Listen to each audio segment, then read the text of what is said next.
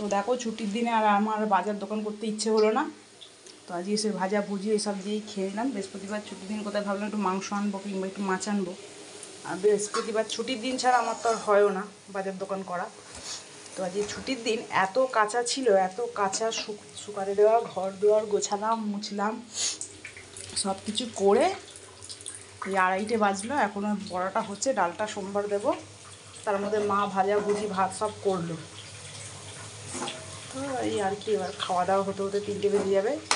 তারপর শোবো 3:30 4টে, বাসন মাজতে মধ্যে 4টে, তারপর শোবো 6টা বেজে যাবে, 6:30। আবার হয়তো উঠে যদি কালেকশান থাকে সেটা যেতে হবে, টাকা তুলতে যাওয়া। ভাই আমাকে একটা ডিউটি দিয়ে দিয়েছে, তাও আজকে আমি ভেবেছিলাম হয়তো সকালে দুধ দিতে যেতে হবে, কিন্তু সকালে আর ভাই আমাকে ফোন করেনি, আমিও আর ফোন করিনি, তো আর দুধ দিতে যেতে হয়নি। তো ছাদের ওপর আবার এক গাদা জামা প্যান্ট দেওয়াও আছে, অন্ধকার হয়ে আসছে, বৃষ্টি নেমে গেলেই না মুশকিল হয়ে যাবে।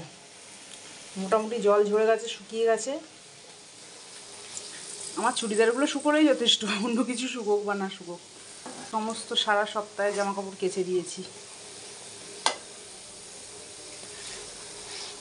মানেই ভালো মন্দ খাওয়া, আর আমার হচ্ছে ছুটি মানে দেখো অন্যান্য কাজ, কোথায় ঘর গোছানো, কোথায় জঙ্গল পরিষ্কার করা। ও হ্যাঁ, তোমাদের একটা ভালো জিনিস দেখানো হয়নি, এই যে আমি কুলেখাড়াটা তুলে এনেছি, কুলেখাড়া বাগানটা চলো দেখিয়ে আসি। আমি গত 2 মাস আগে যে কুলেখাড়া গাছ করে লাগিয়েছি, কত বড় হয়ে গেছে, তার সঙ্গে একটা পুঁই গাছও উঠেছে।